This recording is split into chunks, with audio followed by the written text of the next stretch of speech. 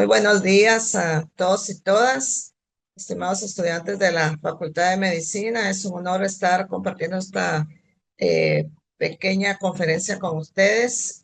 Sé que por razón tiempo quizás van a quedar muchas cosas como inconclusas, quizá porque el tema que a mí se me ha pedido impartir hoy es un poco extenso y es sobre los derechos humanos de las mujeres. Yo quisiera empezar porque nos hiciéramos la pregunta, ¿por qué abordamos derechos humanos de las mujeres? Si sabemos que hay una premisa general de que los derechos humanos son universales, imagino que ustedes ya vieron esta parte de que existe una universalidad de derechos humanos. Entonces, preguntarnos por qué hablar de derechos humanos de las mujeres. Resulta que en el marco de los derechos humanos existe una pirámide muy importante que yo la voy a explicar por medio de una ecuación que es la dignidad humana, la cual pues se encuentra sostenida por pirámides fundamentales que son principios o que son derechos o que son valores, siendo ellos la libertad, la igualdad. Y en el caso de las personas, pues todas las personas tenemos derechos humanos, tenemos derechos eh, propiamente dichos. Unos los ejercemos en una forma libre, podríamos decir, pero hay otras personas que no lo ejercen así. Y cuando hablamos de derechos humanos de las mujeres, nos estamos refiriendo a ese grupo de personas que por su condición de mujeres se encuentran en situaciones de vulnerabilidad. No es que las mujeres seamos vulnerables. Si esto sí quiero aclararlo y voy a ir tocando en el recorrido de la exposición algunos conceptos básicos que sí necesitamos aclarar y que hoy en día todavía se confunden.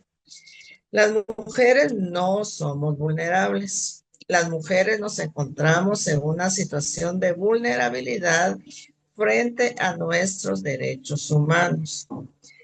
Igualmente los niños, las niñas, adolescentes, las personas que pertenecen a un grupo étnico se encuentran en situaciones de vulnerabilidad.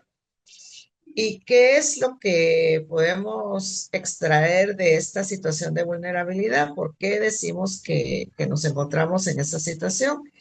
Pues precisamente porque en esa premisa de la dignidad humana, en donde está la libertad y la igualdad, no la gozamos en una misma forma. Lamentablemente en Guatemala todavía podemos ver un machismo imperante. En la ciudad pues se marca y no digamos en el área rural. Todavía este machismo que muchas veces suele confundirse con las costumbres y tradiciones todavía impera. Y el problema es que la igualdad y la dignidad deben de ser para todas las personas. Entonces, por eso es que hablamos de derechos humanos de las mujeres. Las mujeres tenemos derechos humanos desde que nacemos, es decir, inclusive desde que somos concebidas en el vientre de nuestra mamá, porque el derecho humano se genera desde el momento de la concepción, desde ahí ya hay un derecho humano, ¿verdad? Del no nacido. Entonces las mujeres pues tenemos estos derechos desde que somos concebidas, pero en algunas situaciones no se nos ve como personas humanas, ¿sí? Se nos ve como objetos o se nos ve como alguna cuestión accesoria de.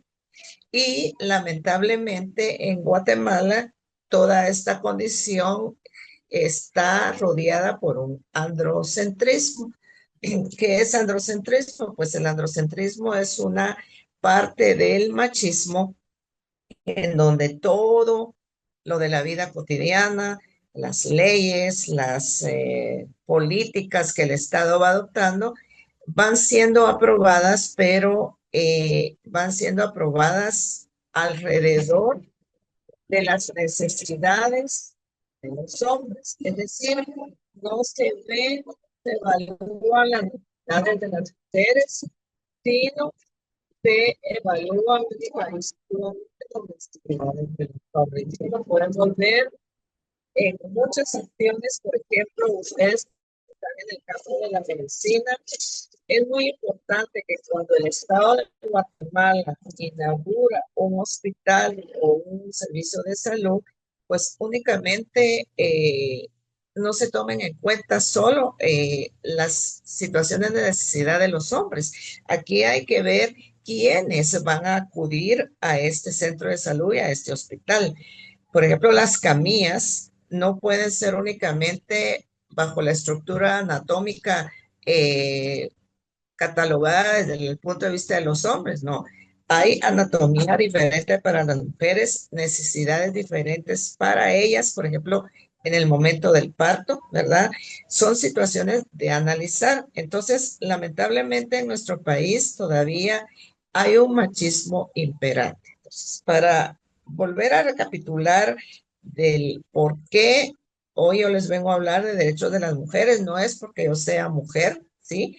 Sino que es porque lamentablemente se piensa que al hablar de derechos humanos de las mujeres, lo que se quiere es un don de mando, un control, una igualdad de semejanza física, y no es así. Como les repito, las mujeres ya nacemos con esos derechos. Las mujeres no estamos peleando derechos de los hombres. Las mujeres lo que queremos es que nuestros derechos con los que nacemos sean reconocidos, sean respetados, ¿sí? Y pues que sean promovidos, que es lo que en esta charla yo estoy haciendo a petición del IDUSAC de promover los derechos humanos de las mujeres. ¿Para qué? Pues para realizar acciones en donde podemos ver una desigualdad, pues que esta igualdad se logre. Entonces, cuando hablamos de la igualdad, no es que estemos hablando de semejanza física, estamos hablando de esa igualdad frente a los derechos humanos que las mujeres tenemos y que estos pues están universalmente reconocidos. Guatemala hoy en día ya es parte de varios instrumentos internacionales, de varias legislación. En el campo de la medicina, pues hay varias legislación que ha sido adoptada ya en el marco de esta igualdad. Por ejemplo, hay protocolos para prevenir el acoso sexual dentro de los centros de trabajo, hay protocolos para poder atender el agravio sexual hacia las mujeres, no digamos esa prevención que se debe de tener de que esta situación no ocurra, por ejemplo, para proteger a nuestras niñas también. Entonces, han habido avances, pero todavía falta mucho por concientizar, por hacer, por poder promover esta situación de los derechos humanos de las mujeres. Yo les decía al inicio de que partimos de una dignidad y que es la dignidad de la persona humana. La dignidad de la persona humana es un valor, es el valor más importante que existe en derechos humanos. Es el valor a ese respeto que yo como persona humana, sea mujer, sea de cualquier etnia que yo sea una mujer indígena y, ¿por qué no decirlo también los hombres indígenas, por el color de mi piel, por la edad? Yo tengo una dignidad, yo tengo ese respeto a que me vean como un ser humano y que a ese ser humano se le respete en todas las situaciones de la vida, ¿verdad? En atención, con calidad, con calidez. Yo abordo mucho esta parte de lo que es la calidad y calidez. Y ustedes, pues, quizás algunos ya están en hospitales, otros, pues, estarán por ingresar a su práctica. Entonces, la calidad es un servicio que se da en el marco de esta dignidad, calidad y calidez, es decir, calidad que yo brinde esa situación de mi servicio, ¿verdad? A como yo estoy llamado. Y calidez es poder ser cálido con esa persona, no maltratos, una atención cálida que permita que esa persona pues se sienta bien. Y la dignidad de la persona humana pues es un valor inquebrantable. En nuestro país yo únicamente les voy a referir un artículo, por si ustedes lo quieren consultar, que es el artículo cuarto de la Constitución Política de la República de Guatemala. Yo sé que ustedes pues no son abogados y este artículo pues no es solo de abogados, es decir, todas las personas debemos de conocer este artículo, porque en este artículo está fundamentada esta dignidad, este respeto. Fíjense que la dignidad de la persona humana tiene varias vías. Por ejemplo, yo puedo preguntarme, si yo en mi casa le grito a la esposa o le grito a mi esposo, porque estamos hablando de dignidad en todos los sentidos, ¿verdad? No solo hacia las mujeres. Si yo le grito, si yo le pego a mi hermano, a mi hijo, si yo no lo trato con esa calidez, ¿verdad? A la que yo me estoy refiriendo, ¿quién va a ser más indigno? ¿La persona que recibe ese maltrato o yo que lo estoy provocando? La dignidad va sostenida, como yo les decía, por esta igualdad. La igualdad es un derecho humano, y en el caso de las mujeres también existe, ¿sí? Pero también es un valor que va a permitir, por ejemplo, que las mujeres en todo el caminar de nuestra vida podemos gozar de esos derechos igual que todas las personas. Entonces, la igualdad es un derecho, pero también es un valor que va a permitir que yo, donde esté, me vean como lo que soy, una persona humana. Y la dignidad es inquebrantable. Tiene una vía de doble dimensión. Por ejemplo, hay un libre albedrío, ¿verdad? Yo como mujer, ¿sí? Es cierto, soy mujer, pero eso no quiere decir que yo también tenga una capa o un escudo que a mí no me obligue a respetar a otra persona, sea hombre, sea mujer, sea niño, sea niño. Por eso les decía, el libre albedrío, es decir, mi derecho va a terminar cuando empieza el del otro, ¿sí?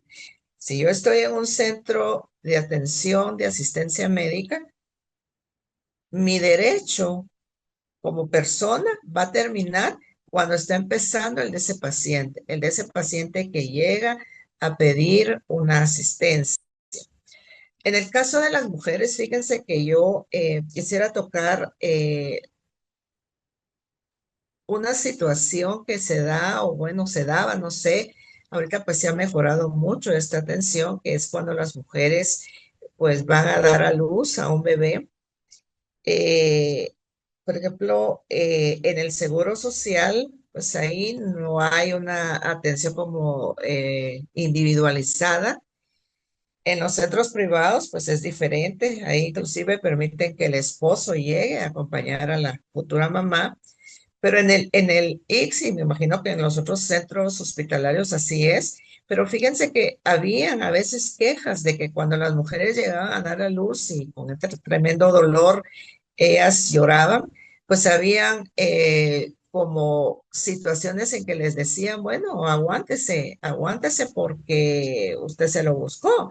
¿Y cómo va a ser eso que ahorita si le duele ya va a tener el quinto? Entonces, ni usted se quiere. O sea, en la vida de las mujeres se enfrentan muchas situaciones que las ponen en esa situación de vulnerabilidad y en donde su dignidad de la persona puede estar siendo violentada.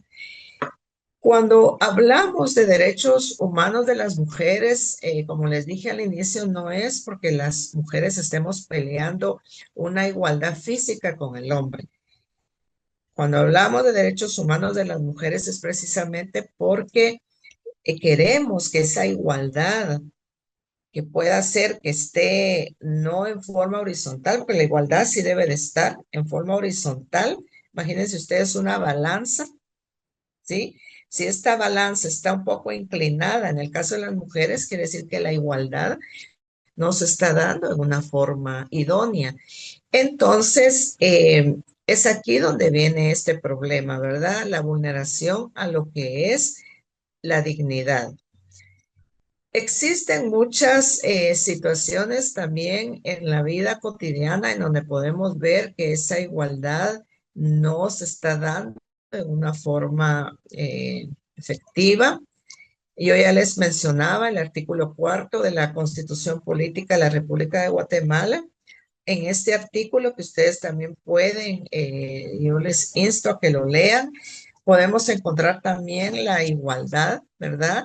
La igualdad como ese derecho en donde dice en Guatemala todos los seres humanos son libres, ¿sí? ¿A qué se refiere libres? No quiere decir de que yo en la calle voy a andar haciendo todo lo que yo quiera, porque eso ya es libertinaje.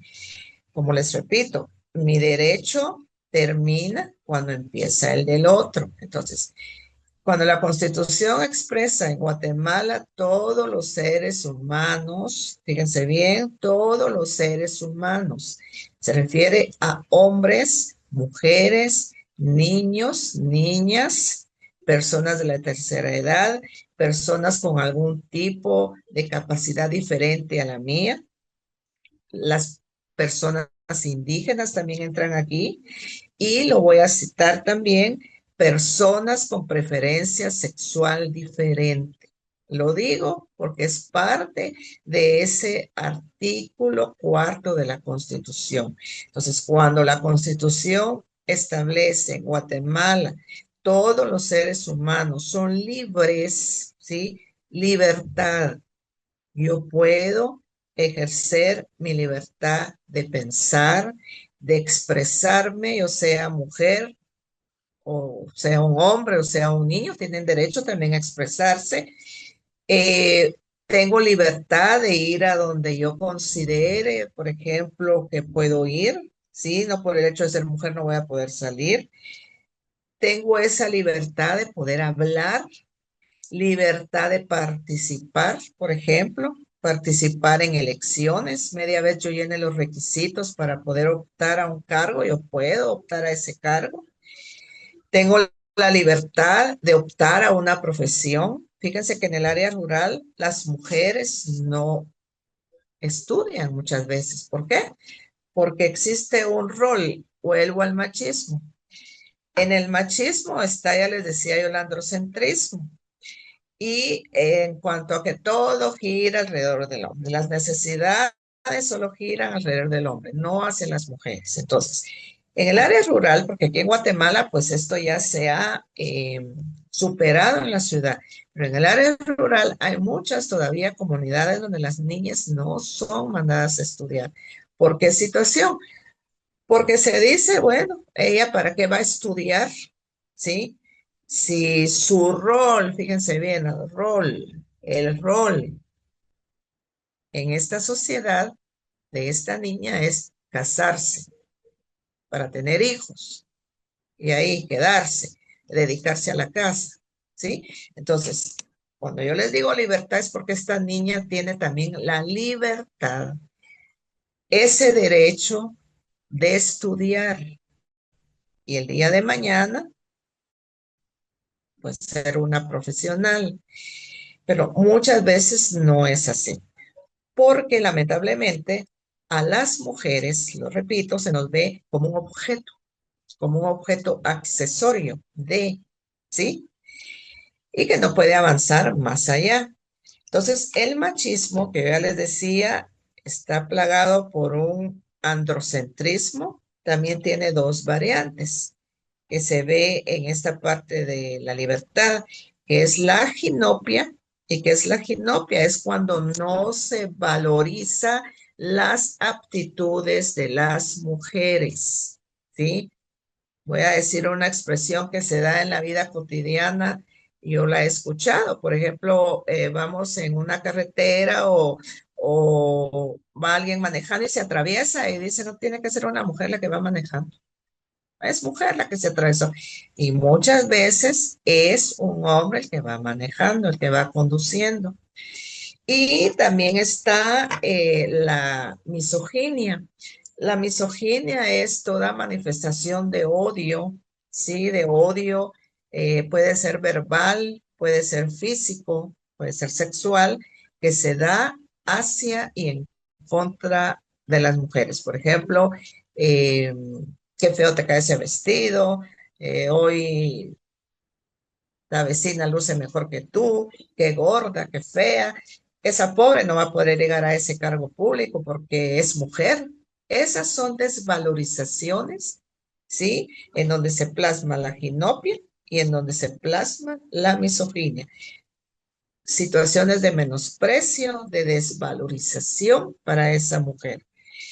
Y entonces, ¿habrá libertad ahí hacia las mujeres? No la hay, ¿sí? Y en el área rural, les decía, el campo de la educación también, esa igualdad, pues no se da en pleno, porque ¿por qué no va a poder una niña ir a estudiar? Porque tiene un rol. Fíjense que a las mujeres se nos ubica con un rol reproductivo y al hombre se le ubica con un rol productivo. Es decir, él es el que debe de producir, el que sí tiene que ir a trabajar. Y a las mujeres les dicen, no, esta mujer no tiene por qué trabajar, esta mujer su obligación, su rol en la sociedad es estar en la casa, estar haciendo la limpieza, lavar la ropa, cuidar a los niños, ya no arreglarse, estarse ahí, porque el rol que la sociedad le ha dado es un rol reproductivo, ¿sí? Un rol que no le va a permitir a ella el día de mañana desenvolverse. Entonces vemos aquí cómo esta balanza de dignidad que yo les estoy ahorita abordando y que está en el artículo cuarto de la Constitución, pues es vulnerado. Porque el artículo cuarto, fíjense que dice así claramente, no es textual porque no la tengo aquí la Constitución, pero sí me sé el artículo, establece esto. En Guatemala, todos los seres humanos son libres e iguales. ¿En qué cosa? En dignidad y derechos. ¿A qué derechos se está refiriendo la Constitución?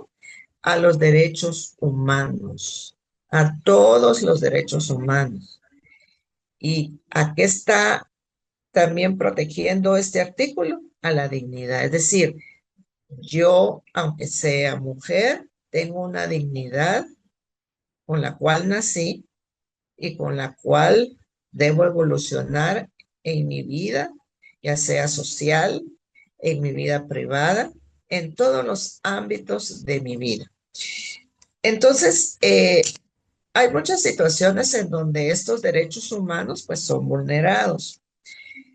En Guatemala hemos avanzado ya en algunas cuestiones como legislación, en algunos cambios institucionales, y en otras cuestiones, pero todavía falta mucho por hacer, falta todavía mucho por promover. Quiero referirme un poquito a las obligaciones que Guatemala tiene y que esto también cito la Constitución porque esta es la carta magna de nuestro país y que no solo es cuestión de abogados, ¿verdad? Es porque muchas veces cuando decimos es que va a dar la charla un profesional de derecho, decimos, ay, me van a hablar de leyes. Pues quizás tocaremos, porque yo soy abogada, pero tengo una especialidad en derechos humanos, ¿verdad? Lo olvidé decirlo al inicio. Y mi especialidad ha sido en derechos humanos de las mujeres, de la niñez y en pueblos indígenas. Entonces he ido aprendiendo no solo de la norma, sino he ido aprendiendo de la vida cotidiana, de visitar lugares, de tener ese acercamiento con mujeres, con niñas. Y les digo, por eso es que les hablo con plena potestad del área rural porque he visitado comunidades en donde se han hecho diagnósticos. Yo pues he hecho algunas investigaciones en el marco de esas necesidades que aún enfrentan las mujeres y no digamos las niñas. Y entonces, pues el Estado tiene responsabilidades en la Constitución Política de la República de Guatemala, que repito, la Constitución no es solo para abogados. Ustedes también tienen que leer la Constitución porque en la Constitución, en su primera parte, están todos nuestros derechos humanos. Y hay una premisa que establece de que nadie puede alegar ignorancia de la ley. Es decir, yo no puedo alegar ignorancia de que le estoy gritando a la otra persona. Y voy a decir es que yo no sé que el gritarle a una persona es contra esa dignidad, porque no soy abogada. ¿Sí? O yo no sé, no sabía que gritarle a un paciente que no habla el español, ¿sí? Es prohibido. No, ahorita Guatemala tiene, y los hospitales puede a veces estén en un área rural donde haya mayor población indígena, tiene la obligación de tener intérpretes, porque si no, entonces, ¿cómo voy a dar esa atención con calidad, con calidez de la que yo les estaba hablando? Entonces, en la Constitución Política de la República de Guatemala existen algunas obligaciones para el Estado. Primero que nada, dice garantizar el bien común. Y aquí entran las mujeres también. ¿Y qué es garantizar el bien común? Garantizar el bien común es no solo garantizar el bien de la comunidad, no, es garantizar que esa dignidad, que esa igualdad que el artículo cuarto está refiriendo sea para todas las personas. Garantizar el bien común. Y fíjense que la Constitución también establece garantizar la paz. Pero cuando yo les digo garantizar la paz, no les estoy abordando conflictos. Digamos, hoy Guatemala está en paz porque no se oyen guerras. No, la paz significa garantizar ese bien común, garantizar que todas las personas que habitan, estamos en Guatemala, porque estamos en Guatemala, pero esto es para todo el mundo, ¿verdad? Que todas las personas tengamos nuestros derechos humanos garantizados y si no los tenemos garantizados, pues que el Estado vaya caminando en acciones para que esos derechos pues sean respetados. En el caso de la Constitución Política de la República de Guatemala, hay obligaciones que el Estado debe de tener en cuenta para que esos derechos humanos, porque ustedes se preguntarán, bueno, la Constitución tiene garantizada la dignidad, la libertad, la igualdad, pero entonces, ¿cómo le hacemos para que realmente las mujeres tengamos esos derechos humanos?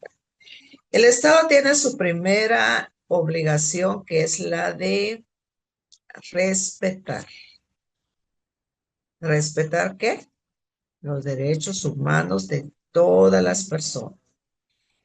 Pero cuando yo les digo Estado, fíjense que cuando decimos la palabra Estado,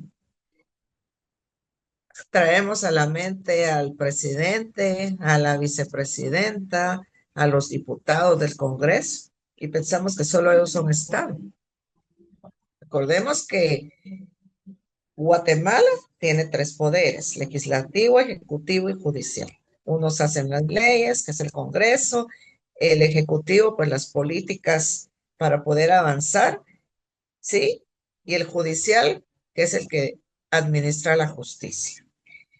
Pero en el Estado estamos todos, todos, ustedes, yo, todos estamos en el Estado, dependiendo en donde estemos, porque fíjense que muchos de ustedes El día de mañana pueden estar en un hospital ejerciendo una dirección, ¿verdad? O alguno de ustedes puede estar en el Colegio de Médicos y Cirujanos, en la junta directiva como presidente. Entonces, Estado somos todos, somos todas, ¿sí? Y entonces, el Estado, por eso aclaro lo que es Estado, porque el Estado se compone de gobierno, de población, de territorio y del bien común. Ese es el Estado, ¿sí? Ahorita no, pues no voy a abordar el concepto de Estado, ni la definición de Estado, ni sus componentes, no. Solo lo estoy citando porque muchas veces decimos, ah, bueno, es que el Estado no está cumpliendo, es que el presidente no cumple, es que solo dijo en la campaña tal cosa y no cumple, ¿no? Yo también puedo ser Estado, dependiendo en dónde esté. Y el Estado, lo voy a abordar así en el marco de los derechos humanos, tiene dos partes, sujeto activo y sujeto pasivo. Yo voy a ser sujeto activo si estoy en el Estado ejerciendo una función pública, ¿sí? Y sujeto pasivo voy a ser yo que necesito, por ejemplo, que me atiendan, que necesito que me respeten. Es decir, yo muchas veces estoy como sujeto pasivo. Todos nosotros somos sujetos pasivos de los derechos humanos, porque tenemos derechos, tenemos dignidad, pero también yo puedo ser sujeta activa de esos derechos humanos, dependiendo si tengo que atender, si tengo que servir, si tengo que ejecutar alguna obligación para garantizar el derecho humano de esa persona. Entonces, el Estado de Guatemala, les decía, tiene esa función de respetar, la función de realizar acciones tendientes a ese respeto de los derechos humanos.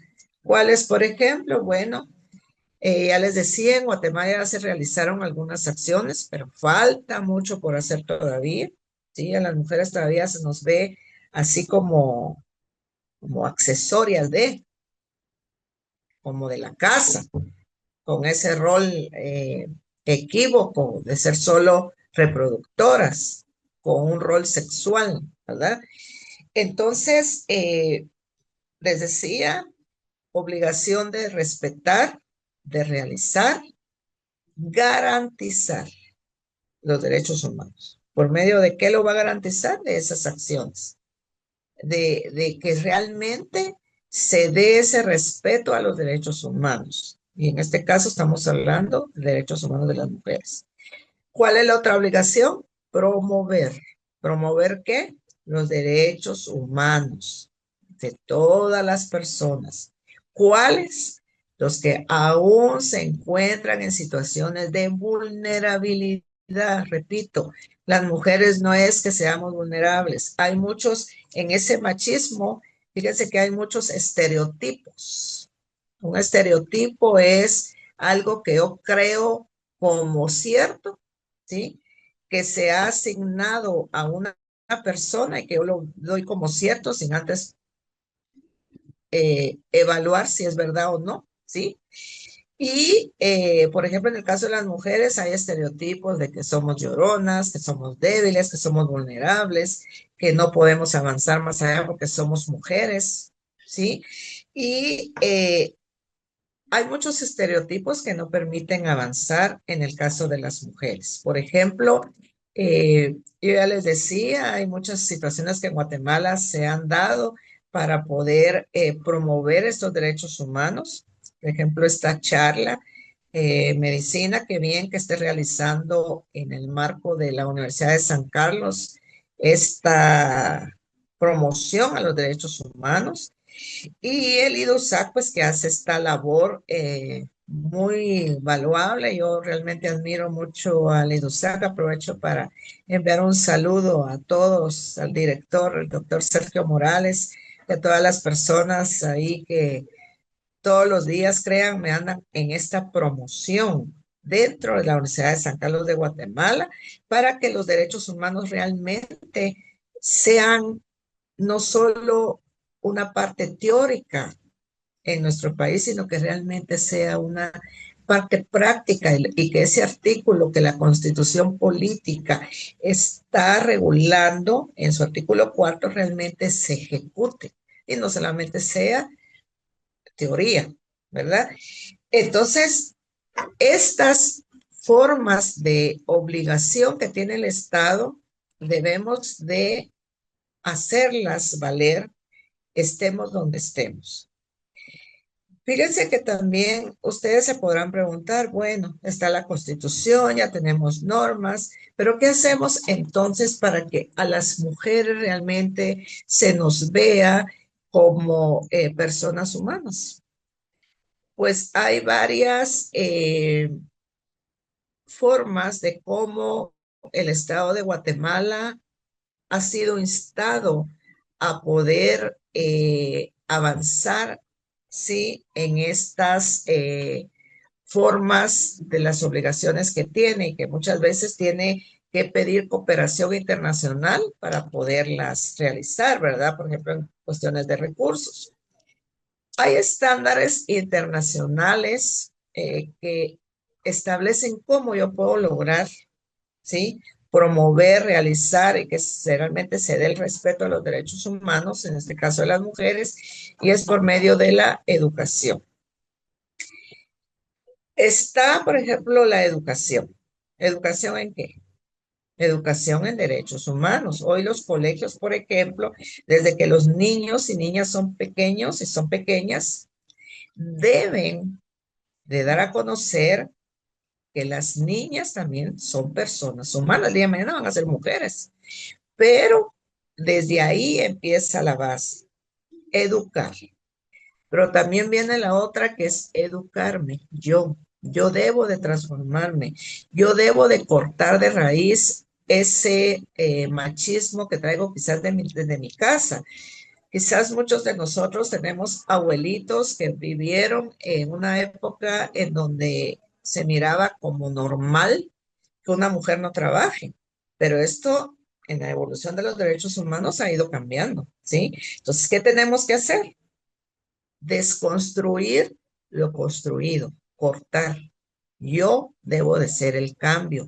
Debo enseñar, por ejemplo, si tengo en casa un hermanito o una hermanita y viene la hermanita y la mamá le dice, hace la cama de tu hermano o levanta el plato de tu hermano, servirle a tu hermano. No, nosotros, aunque nos cueste, tenemos que ser portadores. Por eso es educar y educarme. Yo puedo ser educador en mi propia casa, que no solo lo voy a hacer fuera de mi casa, tener que ser dentro. Entonces, desde ahí yo tengo que decir, no, mamá, no es correcto lo que estás haciendo. O si usted ya alguno es padre de familia, decir, no, tu hermana también tiene que estudiar, tu hermana también tiene derecho a jugar. Entonces, recoge tú tu plato, lo llevas al lavadero y lo pones ahí, no solo las niñas. Entonces, desde ahí viene ese educarme. Tiene otra parte que es también la participación. Yo debo de participar. Las mujeres, fíjense que muchas veces no participan por miedo, por temor. O muchas veces los mismos hombres empiezan, no, es que ¿para qué te vas a promover si no vas a ganar solo por el hecho de ser mujer? ¿Cuál es la diferencia?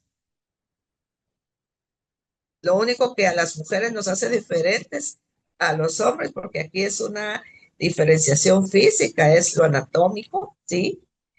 Y nuestra apariencia exterior, pero de ahí, en el marco de nuestros derechos humanos, somos iguales. Tenemos el mismo consciente y subconsciente intelectual, podemos ejercer cargos públicos.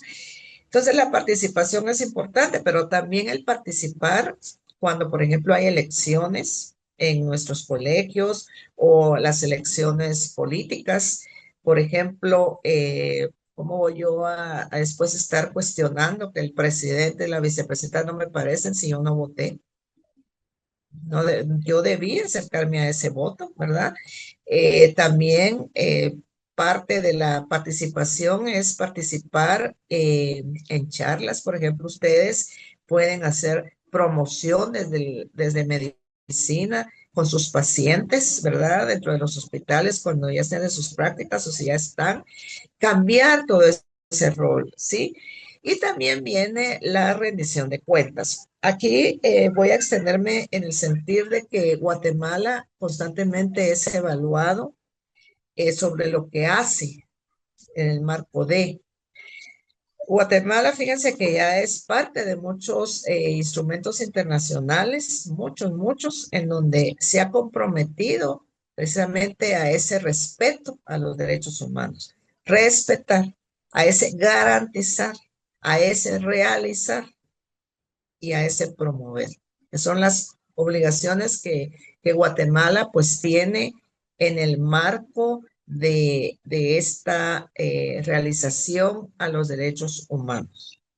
Entonces, ya para concluir, en el marco de esta conferencia, de esta charla un poquito pequeña, si ustedes quieren pensar que por razón tiempo, ¿verdad? Muchas cuestiones quizás van a quedar, bueno, me gustaría ahondar más sobre esta parte de esta exposición. Entonces, ya para terminar, yo solo quisiera decirles de que cuando hablamos de derechos de las mujeres, es porque pues esa situación de vulnerabilidad en que nos encontramos aún existe. ¿Verdad? Las mujeres nos encontramos en una condición en donde no somos vistas todavía como personas humanas. No somos vulnerables, lo quiero dejar muy claro. Vulnerables somos todos, hombres, mujeres, somos vulnerables todos, porque si un hombre hoy en la vida de nuestro país sale a las 3 de la mañana a la calle, lo pueden asaltar. Eso es ser vulnerable. Y sea hombre o sea mujer, no por ser hombre no lo van a asaltar. Entonces, las mujeres nos encontramos en situaciones de vulnerabilidad, las niñas, las adolescentes también. Y quiero terminar con una parte muy importante que va a permitir también que las mujeres tengamos presencia y que ya seamos vistas como personas humanas. Quizás ustedes notaron que yo abordo mucho niñas, niños, adolescentes, todos, todas. Y yo sé que existe, y lo digo porque quizás ustedes han oído que existe el diccionario de la Real Academia Española, en donde también aquí se da una forma del cómo en el castellano debemos hablar o debemos escribir. A mí muchas personas me han dicho, mire, pero es que no es correcto de acuerdo a la Real Academia Española que usted diga todos y todas. En derechos humanos, este es otro estándar internacional, ¿sí? Que es mencionarme. Es decir, por regla general, lo que no se menciona no existe. Y por ende, si no existe, no es tomado en cuenta y no puede desarrollarse. Entonces, ¿qué es la otra regla como estándar internacional que entra de la mano con el educar, educarme, participación y rendición de cuenta? Es el lenguaje incluyente, que yo me sienta tomada en cuenta, porque si no me mencionan es que no existo. Entonces, ¿cómo el Estado me va a tomar en cuenta si no ve mis necesidades? ¿Verdad? Entonces, el lenguaje incluyente es una forma de cómo yo puedo sentirme mencionada como mujer. Por ejemplo, cuando el Congreso aprueba legislación en donde hay situaciones que se están discutiendo hacia las mujeres debemos estar presentes, pero también en un discurso que yo vaya a dirigir, yo tengo que saludar. Si tengo 50 hombres y 50 mujeres, yo tengo que decir buenas tardes, damas y caballeros, porque si yo solo digo buenas tardes, caballeros, ¿será que las mujeres que tengo en la sala se van a sentir incluidas? No. Entonces, esa es una forma de cómo evolucionamos. Hay una forma, tal vez el IDUSAC el día de mañana promueve una charla sobre lenguaje incluyente, pues con mucho gusto ahí puedo llegar a dar algunas formas de cómo podemos dirigirnos sin ponerle, porque muchos piensan es que lenguaje incluyente es poner una A, una O, una E. No, no es eso, es donde las mujeres podamos sentirnos incluidas, en donde podamos ser tomadas en cuenta. Entonces, yo quiero aquí finalizar esta exposición porque ya estoy en el tiempo que se me dijo que tenía para poder exponer. Entonces, para mí ha sido un honor el poderles compartir esta charla conferencia sobre derechos humanos de las mujeres. Entonces, me tienen a la orden. Para mí ha sido un honor el poder participar con ustedes. Muchas gracias.